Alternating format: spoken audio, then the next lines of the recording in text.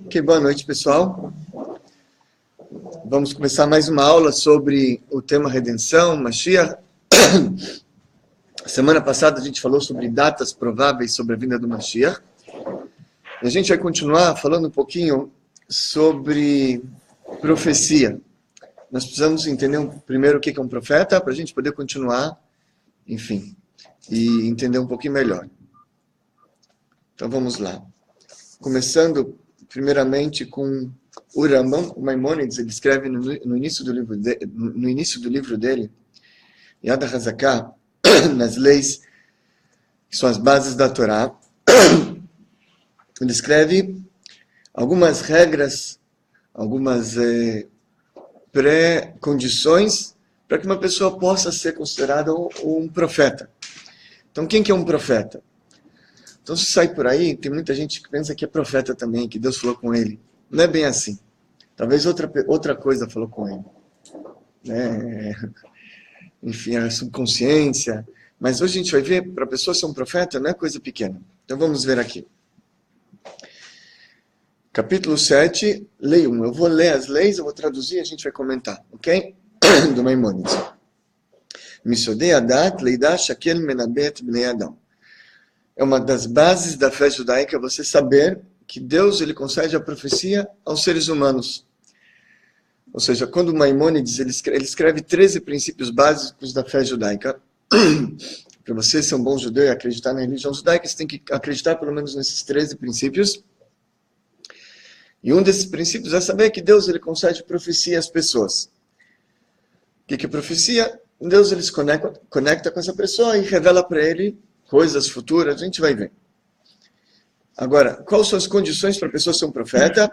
Vem na nevoah chala, ela al-chacham gadol bechorma. Para a pessoa ser um profeta, a primeira coisa, ele tem que ser um grande sábio. Não é qualquer um. Não é saber só meia dúzia de livros, estudar uma dúzia de livros, não. Tem que ser um grande sábio. Primeira condição. 2, gibor bemidotav. Tem que ser uma pessoa que ela sempre vence a alma animal dela. Uma pessoa que ela não deixa o mau instinto se apoderar dela em nada. Quer mandar, Ana? Ok. Não deixa se apoderar. Está sempre vencendo a alma animal.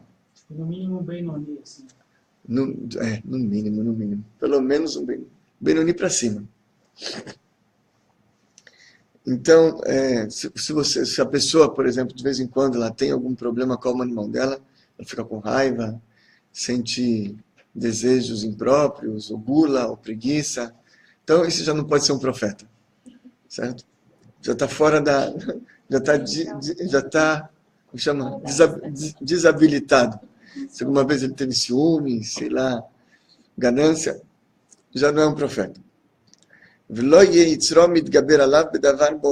E nunca, fala Maimônides, a alma animal dele, o mau instinto, vai vencê-lo, vai sobrepujá-lo.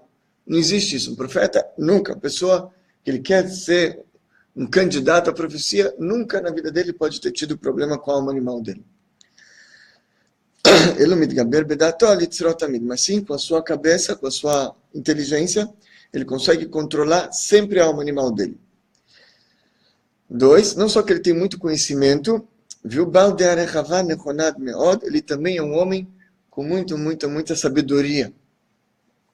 Qual a diferença de conhecimento para sabedoria?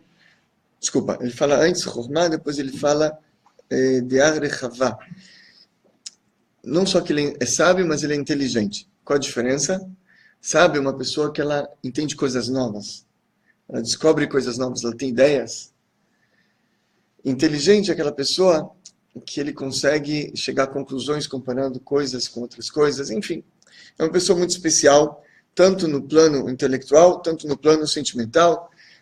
Uma pessoa perfeita. Adam, Shumemule, Bekola Midota Ilo. Uma pessoa que ele é pleno com todas essas qualidades, fala Maimônides. Não só isso, Shalem Begufó. Não só que ele é pleno e completo e perfeito espiritualmente. Materialmente, ele também não tem defeitos. Não é uma pessoa que tem, sei lá, um problema físico. Por quê? Os comentaristas dizem, uma pessoa que tem problema físico, normalmente, ele traz algumas limitações, dores, problemas e tira ele um pouquinho do foco. Ele tem que estar sempre conectado, a gente vai ver. Então essa pessoa, Shikanes Lapandes, quando ele entrar e começar a estudar a parte mística da Torá também, não só a parte literal, não só o Remes, o Drush, outras partes, mas também ele entrar na parte mística da Torá, ele começar cada vez a aprofundar mais nesses assuntos, e não só que ele vai estudar isso, mas ele vai ter também a sabedoria para conseguir compreender tudo isso. Viu Mitkadesh, ele vai se santificando, ele vai se santificando, ele vai cada vez mais se elevando e se distanciando do caminho do povo, de todo mundo, caminho mundano, caminho de pessoas normais. Que o povo, eles andam na escuridão do tempo, fala Maimônides. Ou seja, o povo está preocupado com coisas mundanas, com trabalho, com, sei lá, saúde, com família. Quando essa pessoa está acima disso tudo. Não que ele seja um ermitão, hein? Não que ele seja um homem que não olha fora dos 4 cúbitos quadrados dele, não toma banho, não dorme, não come, não bebe, não isso. Ele está no mundo, só que ele está conectado lá em cima. Ele vive aqui embaixo, ele come, ele fala com as pessoas, mas ele está conectado lá em cima o tempo inteiro.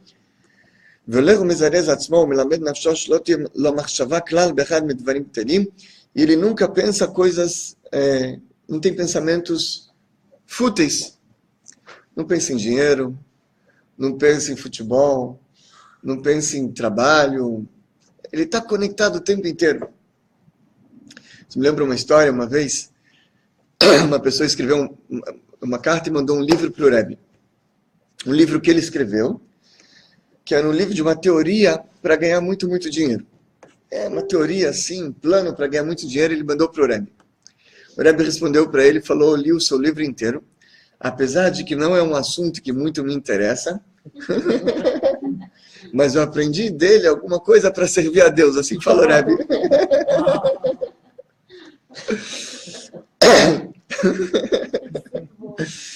Então, tem pessoas que estão pensando o tempo inteiro em dinheiro, pagar as contas, enfim, problemas. O Rebbe, mesmo quando querem falar com ele sobre dinheiro, como ganhar muito dinheiro, fala: olha, não me interessa muito esse assunto, mas eu li e eu aprendi coisa disso para servir a Deus. Então, isso é um homem que está elevado sobre todos os caminhos mundanos que a gente conhece aqui. Tem uma vez, o Rebbe Arashab, o quinto Rebbe de Chabad, conta-se que uma vez como é que chama? O secretário dele serviu para ele sopa. Botou a sopa na frente dele. Só que o Rebbe, no momento que botaram a sopa, ele começou a pensar sobre um assunto de Hassidut, da Torá. E ele ficou em transe ali.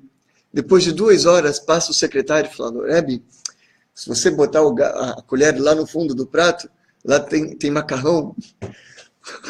O Rebbe acordou e falou: uau, você fez meu dia, assim, tipo, você me salvou. Puxa, estava preocupado com essa sopa, com esse macarrão. Estava 2 horas conectado lá. Então, são pessoas diferentes, pessoas vivem em outro mundo. Conta-se uma vez que o Rebbe estava em casa, na casa dele, e a porta estava trancada. E ele tinha um secretário que fazia comida, cozinhava, era cozinheiro também, cozinhava comida para ele, ou seja, cuidava da casa. E esse secretário, ele foi entrar e a porta estava fechada. O Rebbe, acho que não estava, tocou a campainha, o Rebbe não abriu. Ele entendeu que o Rebbe estava estudando alguma coisa e por isso que o Rebbe não vai interromper. Mas ele tinha que entrar em casa para preparar alguma coisa. Ele foi pela porta dos fundos, subiu, porta dos fundos não, ele foi pela entrada atrás, subiu na janela, ele entrou, o Rebbe estava olhando assim para a janela, parado. Ele entrou, fez a comida, saiu, o Rebbe nem percebeu nada. Estava conectado, ele estava em outro lugar, estava em outro mundo. Então, pessoas assim são passíveis de receber uma profecia. Tinha um um Hassid, um aluno do primeiro Rebbe de Chabad, do segundo e do terceiro, chegou até, se não me engano, até a época do terceiro Rebbe de Chabad. Era o Rebbe Yitzhak Isaac Mihomil. Rebbe Yitzhak Isaac Mihomil, ele é um grande Hassid, e ele uma vez foi viajar até o Rebbe. Só que da cidade dele, que era a cidade de Homil, até Lubavitch, mesmo com o trem-bala da Rússia, era 2 dias e 2 noites de viagem. Naquela época, o trem-bala da Rússia movida a carvão. Então, ele já tinha uma certa idade. E junto com ele foi dois rapazes da Yeshiva acompanhando ele. Eles entraram no trem e o Hassid Rebbe Yitzhak começou a rezar. Rezou o dia inteiro. Não comeu, não bebeu, não foi no banheiro. Estava lá, rezando. Anoiteceu. Os rapazes foram se deitar. E ele lá rezando. Acordaram no dia seguinte. Ele ainda estava rezando. Estava lá, rezando, conectado. Estava em outro mundo. Estava lá. Depois, no final do segundo dia, já era 36 horas que o rabino está rezando. Os rapazes começaram a ficar preocupados. Ele não comeu, não bebeu, não dormiu. E agora? Foram lá, Rebbe Yitzhak, só precisa comer, precisa tomar café. Me deixa em paz, não me atrapalha. Só precisa comer. Eles começaram a ficar preocupados. Começaram a tanto perturbar o rabino, que o rabino falou, tá bom, traz um chá que eu bebo.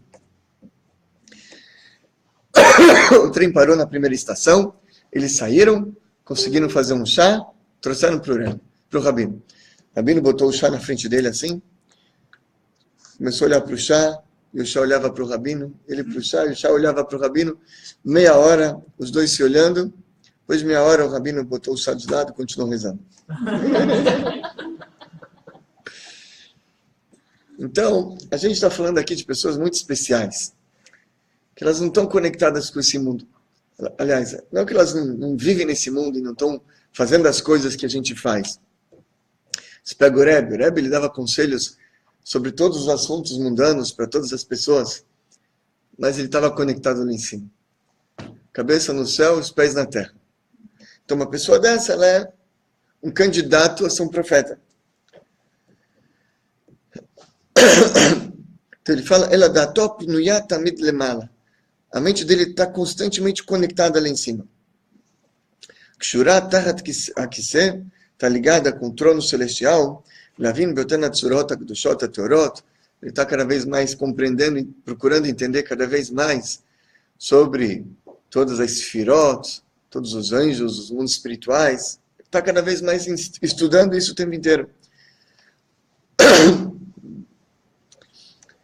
Então, quando uma pessoa ele chega nesse nível, então paira sobre ele um espírito de santidade. Não que ele virou um profeta, mas tem aqui alguma coisa, ele já se tornou uma pessoa diferente. O Bet Shetanuach Alav Baruch, no momento que esse espírito de santidade paira sobre ele, Titarev Nafsho Bemalat Malachim Anikrim Mishim, ele já está no nível de um anjo chamado Ishim. O Maimonides, ele traz em outro lugar que existem 10 níveis de anjos. Esse Ishim é o inferior, é o nível mais inferior que tem, por isso que o nome dele é Ishim. Ishim vem da palavra Ish. Ish é homem. Ele está próximo dos seres humanos já. Não é os serafim que estão lá em cima, não é Hayot HaKodesh, não é o Fanim, estão mais lá embaixo, mais baixo nível de anjo. Então, quando uma pessoa ele se conecta muito forte com Hashem o tempo inteiro, a vida inteira dele, nunca tem pensamento negativo, nunca tem desejo impróprio, nunca tem raiva, nunca tem inveja, nada disso. Todo o problema dele é ficar conectado o tempo inteiro, ele sim consegue estar conectado, aí ele se eleva até um nível de um anjo, assim fala Maimonides. E ele vai entender que ele está mais elevado que as outras pessoas, mesmo que os outros sábios. E assim está escrito em Samuel 1, fala Maimonides sobre Saul, Vitnabita imam venefarta lishacher. Você vai profetizar junto com eles, vai se transformar num outro homem. Ok. Então isso é um profeta. A Nevim, malot maloten. Continua Maimonides e fala que os profetas, eles têm vários níveis de profecia.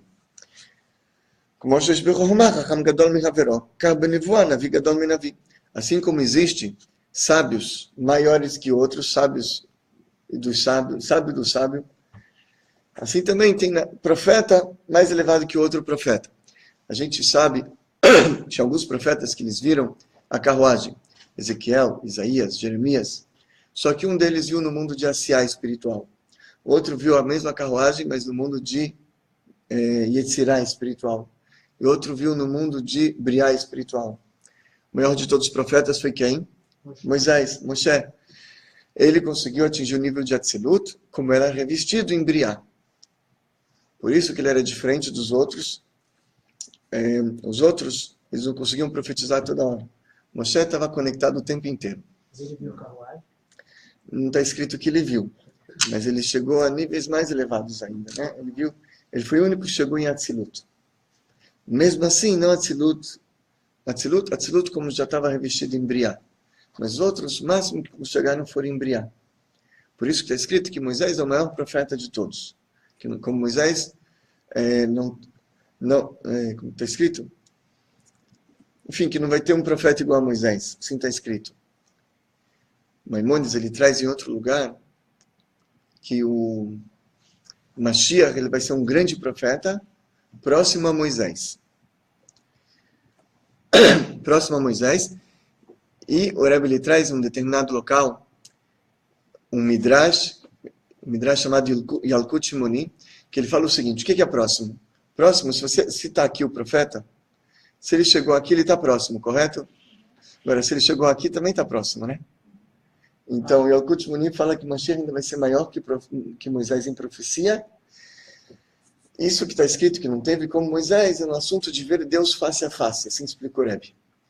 Ver Deus face a face não teve como Moisés, mas para o assunto de profecia, Mashiach ainda pode ser maior que Moisés. Ok.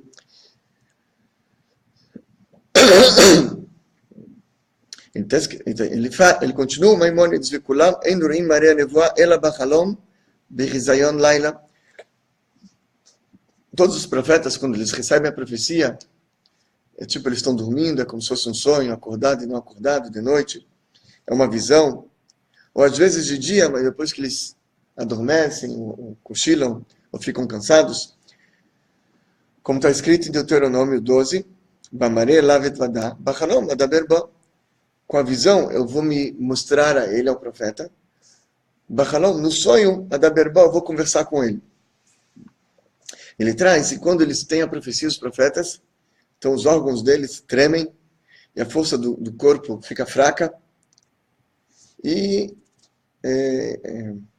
ok. E eles ficam confusos naquele momento, o pensamento deles. Vitcher, adat pnuya, ele fica somente o pensamento dele, ele fica conectado, fica totalmente limpo, para entender aquilo que ele vai ver.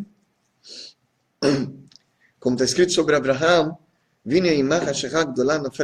que caiu sobre ele um temor muito grande naquele momento, no pacto entre as partes. Como está escrito em Daniel também, que ele não tinha força naquele momento. Ok. Continuando. Advarim shemudim lanavi b'marei nevoah derech mashal mudim lo. Aquilo que informam para o profeta, não informam para ele direto. Trazem para ele uma parábola lá de cima. Só que o quê? No coração do profeta, ele vai entender o que aquilo quer dizer. É como se fosse um sonho. Um sonho, às vezes você vê algo, e você sabe que aquilo é, certo? O que aquilo está representando para você no sonho. Ninguém precisa te falar. Você vê algo no sonho, você sabe que aquilo é assim. Está escrito que o sono também, um sonho verdadeiro é 1 centavo de uma profecia. Sonho verdadeiro, pessoas elevadas têm também. Sonhos que vêm direto, através de anjos. A maioria dos nossos sonhos não são verdadeiros, gente. São frutos do subconsciente, ou coisas, a gente às vezes está ligado com coisas negativas, então vem energias negativas e atormentam a gente também de noite, assustam. Então, não estou falando da maioria dos nossos sonhos. Sonhos verdadeiros é uns 60 avos de uma profecia. Ok. Ele traz, por exemplo, alguns exemplos aqui. Jacó, quando ele sonhou, ele viu a escada, ele viu os anjos subindo e os anjos descendo. Ele sabia que aquilo significava. Ele sabia. Ele sabia que aquilo representa que o povo judeu vai para o exílio, enfim, depois vai ser redimido. Como Ezequiel também, ele viu as hayot, ele viu os animais da carruagem, da Sira na forra, e também como chama? A panela e o maquil shaked, e o bastão de shaked, que de amêndoas, que viu Jeremias. Enfim, também a Megilá, que viu Ezequiel. Enfim, ele traz aqui alguns exemplos. Tudo isso eles viram, eles sabiam o que aquilo representava. Alguns dos profetas, eles falam não somente a parábola, mas eles falam também nos livros o que aquilo representa.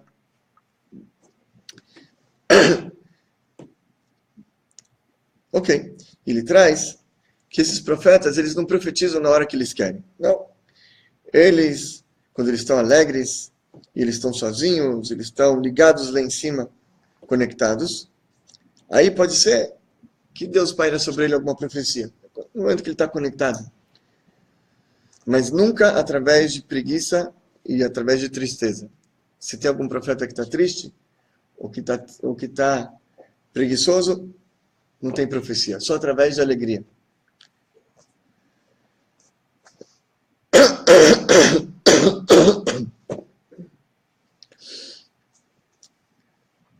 Ok, ele fala tudo isso é aplicável a todos os profetas, com exceção de Moisés. Moisés, o mestre de todos os profetas, ele era diferente. Está escrito que a gente falou que todos os profetas é no sonho, é uma visão, e Moshe Rabbeinu, ele profecia e está acordado, sem problemas. Está falando ali direto, que nem está falando com um amigo, que nem eu estou falando com vocês, está conversando lá com Hashem. Como está escrito, Bevô Moshe lo moed ledaber ito veshmeh et hakol medaber elav. E quando vinha Moisés até a tenda do Moed, tenda da, não sei como é que chama em português, como é que é? Da reunião, então ele escutava a voz falando com ele. Todos os profetas, a profecia vem até eles através de um anjo, e por isso que eles vêm de uma maneira não direta, mas sim através de uma parábola. O Moshe Rabbeinu não vinha através de anjo. Está escrito lá, pel da berbó, que Deus falava com ele boca a boca.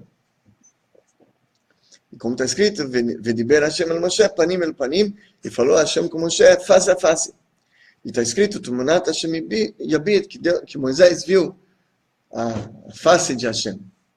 Não que tem face, mas a Torá fala em termos antropomórficos para a gente entender alguma coisa. Então, isso significa que ele não via alguma coisa, alguma parábola e depois entendia o que significava. Ele via direto, a coisa direta. É isso que a Torá fala, o Marev el Abehidot, que ele via diretamente, não através de parábolas. Ok. Está escrito que todos os profetas, quando eles tinham a profecia, eles ficavam com medo, eles caíam. Moshe Rabbeinu não é assim. Moshe Rabbeinu está escrito que quando ele falava com um amigo, não tinha medo. Assim, direto. Assim como a gente não tem medo de falar com um amigo, Moisés e Deus ali, direto. Todos os profetas, eles não profetizavam o momento que eles queriam, só quando Deus quisesse. Moshe não. Moisés não era assim. No momento que ele queria, pá, conversava.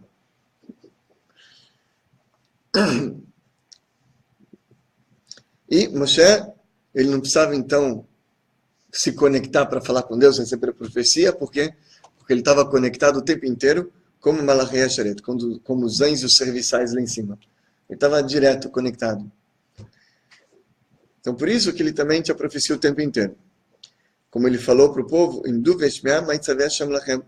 vamos aqui ver o que Deus vai ordenar a vocês.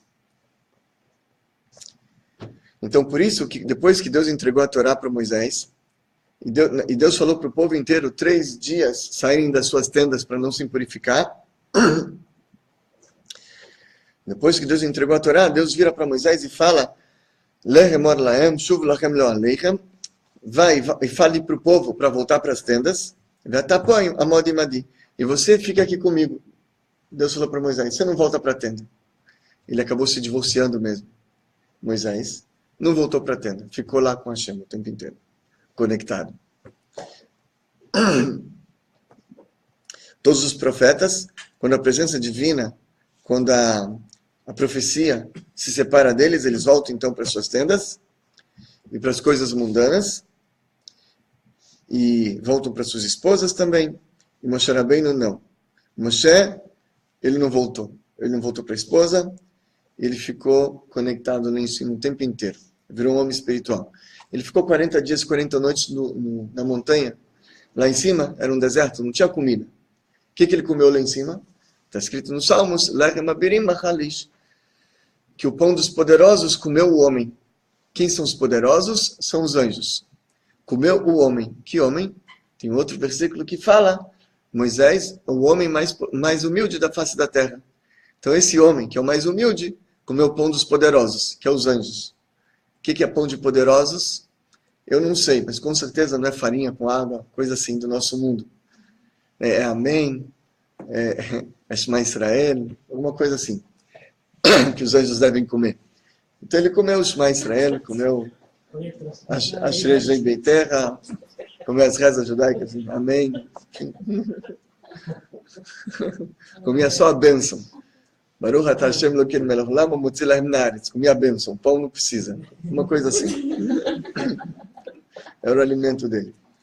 Então, estava lá, conectado, estava nesse mundo e não estava. No deserto? Ah, boa pergunta. Se lá em cima da montanha que é Yamaná. Não está registrado em nenhum lugar, mas também, enfim. Então, esse era o Moisés.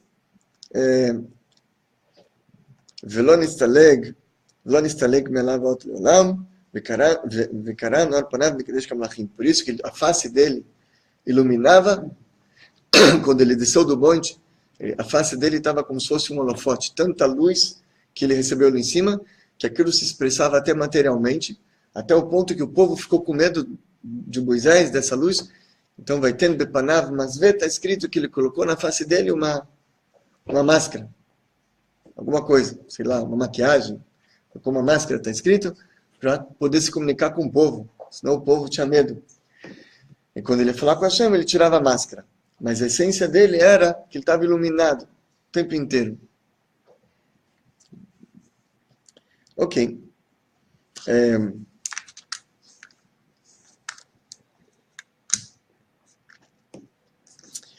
Mais uma lei aqui, vamos continuar. הנביא אפשר שתהיה נבואתו לעצמו בלבד, להרחיב דעתו, להוסיף דעתו, עד שידע מה שלא יהיה ידיהם יותר דברים גדולים. O profeta, ele pode profetizar para si próprio, para entender outras coisas, dos mundos superiores, enfim. ואפשר ששלח לעם מהארץ ולאנשי עיר וממלכה. E pode ser que a profecia Deus deu para ele, e Deus enviou ele para uma certa pessoa para advertir, admoestá-lo, ou para um certo povo, ou para uma certa cidade, ok? Para adverti-lo, admoestá-los, ou, enfim, trazê-los de volta para Deus e para a Torá. E quando mandam lá de cima um profeta desse, normalmente dão na mão dele algum sinal, algum milagre, para que o povo saiba que Deus mandou ele de verdade. Ele fala, mas não é todo aquele que faz um sinal, ou que faz um milagre, que a gente acredita que ele é um profeta. Não. Porque pode ser que ele fez isso através de bruxaria, através de magia negra, através de, sei lá, alguma outra coisa. Ilusão de ótica, bruxaria. Ela, Adam, Shaim, Yodim, Bam, Tchilato, Ashura, Ila, Nevoa, Bechormato, Bimasav, Shinitale, Bain, Alkol, Benegiló. Quando a gente conhece uma pessoa que ele preenche essas características, essas qualidades, que ele é um grande sábio, que ele é elevado, que ele é, enfim, nunca tem problema com o animal dele, com o mau instinto, a gente sabe que ele é uma pessoa muito mais elevada que a gente. Já conhecemos ele, um grande sábio.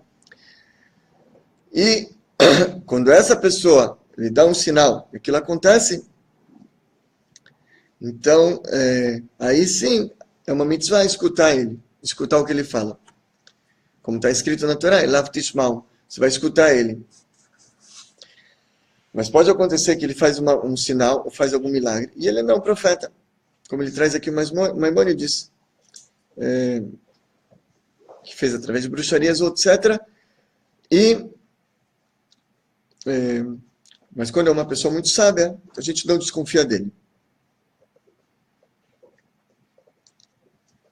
Ok. Muito bem. Então aqui a gente tem algumas coisas. Aqui a gente tem alguma coisa interessante. Aqui a gente termina o capítulo 7, mas está escrito em determinado lugar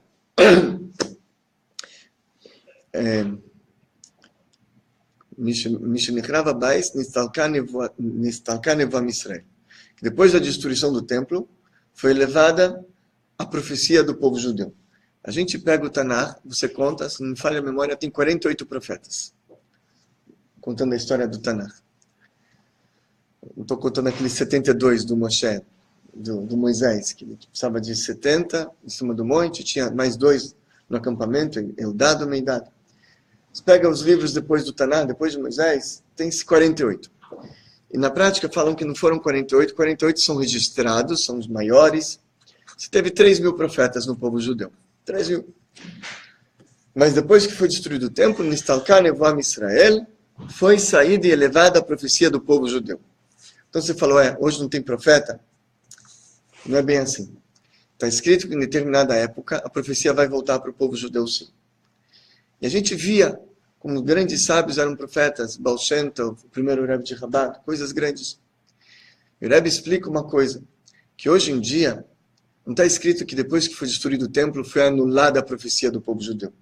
Que a gente poderia dizer que não tem profetas, foi anulada. Está escrito foi elevada. O que significa foi elevada? Significa o seguinte, que antigamente, para você ser profeta, bastava talvez cumprir o que o Maimônides escreve aqui. Uma pessoa muito inteligente, muito sábia, muito conhecimento de Torá, que não tem problema com sua alma animal, com seu mau instinto, nunca. Está o tempo inteiro conectado. Então ele está elevado, ele pode ser um profeta. Mas isso naquela época se levou um pouquinho. O Rebbe fala o seguinte, Nistalka, foi elevada a profecia, significa que hoje em dia não adianta você se elevar um pouquinho só para ser um profeta. Foi elevada a profecia, você tem que estar lá em cima para ser um profeta. Tem que ser igual o profeta Samuel, Moisés, coisas desse tipo. Hoje não tem meio termo. É 8 ou 80. Ou você é um simples ser humano mundano como cada um de nós, ou você é um Samuel, um Moisés, um rei Davi, uma coisa desse tipo. E a gente não vê hoje profetas. O único que a gente pode ver, talvez, que a gente pode apontar era o Rebbe de Lubavitch. O Rebbe de Lubavitch, tudo que ele falava acontecia, eram coisas assim fantásticas. Contar só uma pequena história, na aula que vem a gente pode falar mais sobre isso. Em 93, eu estava estudando em Nova York, na Yeshiva lá, no 770. E eu me lembro que veio uma notícia que estava para chegar em Miami um furacão, mas um furacão que ia ser devastador, que não ia sobrar nada em Miami, que ia ser muito, muito perigoso, e portanto estava sendo evacuada a cidade. E estava todo mundo viajando para uma outra cidade a 6 horas de lá. Não só naquela... algumas cidades a pelo menos 6 horas de distância de Miami. E estava todo mundo evacuando a cidade, até que teve um rapaz lá, um senhor de Chabad, resolveu perguntar para o Rebbe se era para evacuar a cidade ou não. E mandou uma carta, um fax, alguma coisa assim. E o secretário perguntou para o Rebbe se era para evacuar a cidade ou não. Em 93, o Rebbe já tinha tido um AVC, ele não estava falando direito. Então, o secretário perguntou, é para evacuar a cidade? O Rebbe fala, assim, não. Fez com a cabeça, não. É para ficar? Sim. Ele mandou a resposta. E o pessoal de lá, o resto da comunidade de Chabad, falou, alguns ficaram com medo de ficar na cidade, né? De outro lado, o Rebbe falou para ficar. Se o Rebbe falou para ficar, não vai embora, não se vai embora. Se fica. Mas do outro lado, está chegando um furacão que não vai sobrar nada lá. E agora? Só não sabia o que fazer. Então passa algumas horas, manda um outro fax. Outra pessoa mandou outro fax.